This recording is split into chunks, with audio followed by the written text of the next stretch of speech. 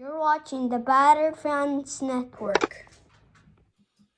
Welcome, everybody, to episode number 118 of the Battered Heat Fans podcast. I am your host, Daniel Guerrara, and alongside me is usually Mr. Daniel Solana.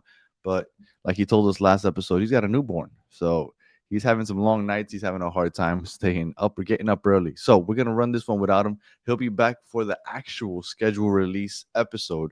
But we did get a couple of leaks. If you guys were listening to us on our last episode, we told you this week is going to be the schedule release. Just based off of the last few years, we knew it was going to be the Wednesday or Thursday. Turns out it's Thursday, but we did get a couple of leaks yesterday, and we're back. We're back on Christmas Day, which is what we were asking for. We want the Christmas jerseys, but we'll take the Christmas Day game so far. It's awesome because I know some people think like, oh, it's just another game. It doesn't really matter. I think it's a big deal. That lets everybody know and puts everybody on notice. Like the Heat are for real because we got a primetime game. They don't put teams that they don't believe in primetime moments. And I was trying to find out when the last Christmas Day game was. And I actually got it and I lost it again. So give me a sec. So our last primetime game was, I wasn't even at the, actually, I forgot that we did it in 2023 against Philly. But before that was 2020 and then 2015. So in the last 11 years, we've only had two primetime games. We're back. As long as Giannis is here, we're contenders, and we're going to be having Christmas Day games all the time. And I don't know if anybody's like me, but when I was younger, I used to love opening gifts and then having the game on. And it was games all day long. That was when the NBA season started. Now you got this, and there is another special day that I think has become unannounced, but has had some big time games that people don't talk about as much yet, but I think it's getting more and more popular. And that's the day before the Super Bowl. I wouldn't be surprised if the Heat end up against either the Knicks or the Bucks or something like that that Saturday before the Super Bowl because that kind of become a big NBA day also. But we got the news. We got the Celtics in Boston on Christmas Day, and then we're opening the season against the Minnesota Timberwolves. I kind of like that. We're opening at home, but I kind of like that they avoided the whole Milwaukee Bucks thing. I understand the whole appeal of Tyler Hero and Giannis. I'm sorry, Tyler Hero and Bam, with the whole incident that happened in Vegas. But in reality, like who really looks at the Bucks as a serious contender? Like I like that they put them up against a real contender, right? In Minnesota, people look at Minnesota as not one of the favorites, but definitely a team with a punching chance to make some damage, do some noise, or make some noise. With Ant, now they got Lamelo, so it's gonna be a fun first game and a fun first test. I decided to go back and check as far as opening night games how we fared over the last 10 years. And in the last 10 years, we're 4-6 in season openers. So hasn't been great. I was surprised at how many of those have been Orlando. Like I knew that we play Orlando often in the openers. So I'm glad that we're not doing it now. But I had forgotten how often we play against Orlando. So we had Orlando. And I also wanted to see how our stars fared when we first get them because this is going to be a big day for Giannis. Even though it's just one of 82, it's the debut. And I went back. I was like, okay, I wonder how Zoe did on his debut. I wonder how Shaq did on his debut. LeBron, Jimmy. So I went back and we won three of those four. Now I'm sure everybody remembers the loss, right? The big three debut lost to Boston. LeBron had 31, 4 rebounds, 3 assists, 1 steal, 2 blocks. Not a bad performance. That was in Boston. Now the other three were Alonzo beat Cleveland, 15 points, 5 rebounds, 5 blocks. Shaq, we beat New Jersey, 16 points, 5 rebounds, 2 blocks. And then Jimmy, we beat Atlanta, 21 points, 5 rebounds, 2 assists, 3 steals.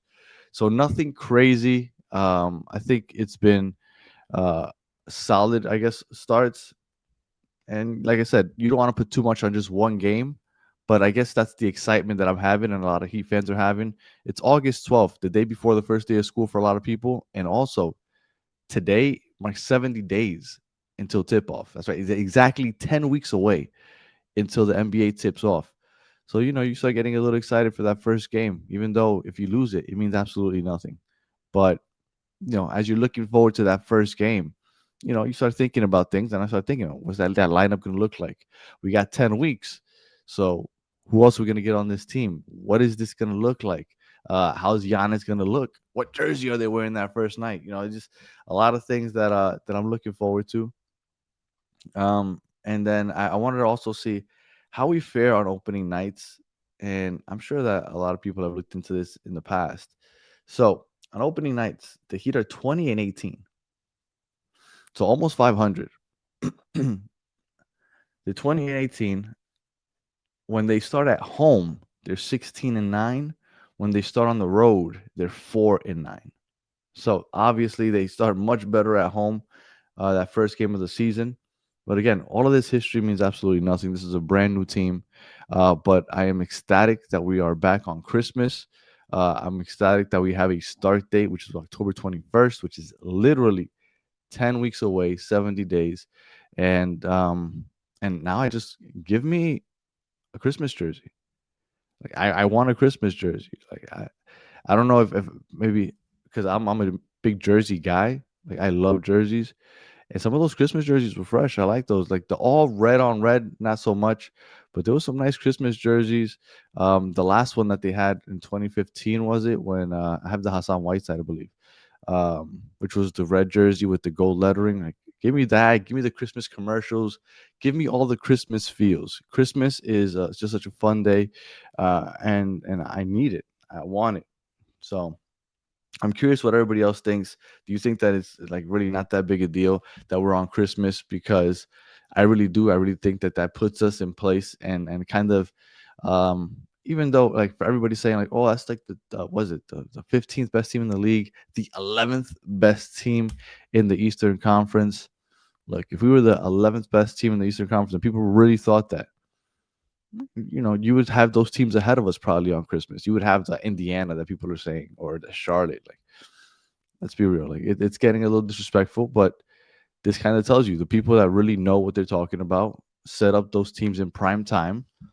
And don't say that just because Giannis, because that's not the case. People want to see the real contenders play, and that's it. We're back. We're contenders, and I'm here for it. So, 70 days away from the tip off, and then we got Christmas Day. Now tomorrow is when the actual release happens. I can't like. Is there anything else that you really look for after that? You kind of want to see when that first trip to New York is, or when New York comes down here. You want to see that first Knicks game because I think that rivalry will get spicy again. You want uh, to see what else? Orlando, I guess, just because you want to take that bad taste out of your mouth when you lost to Orlando 6 times last year. We haven't checked that, but that has to be some type of NBA record.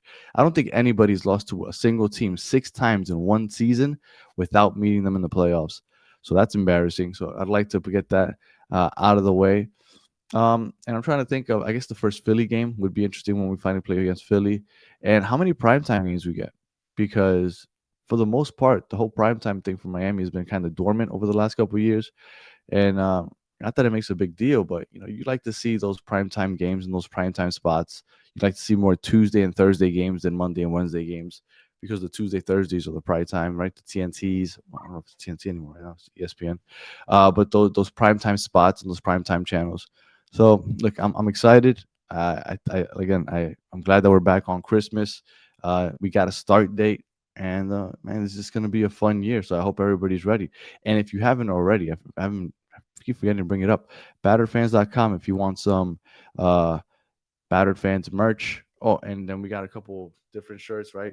Freak on the Beach and a bunch of other stuff. So make sure that you check out batteredfans.com. And that's it, man. We'll be back tomorrow to talk about the full release of the schedule.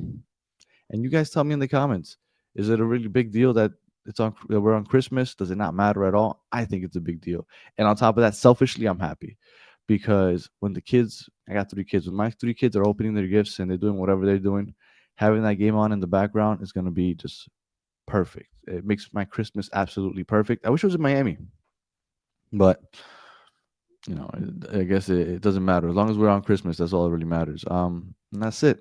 I appreciate everybody checking out the show. If you're listening on audio, please leave 5 stars in a comment. If you're watching on YouTube, like and subscribe.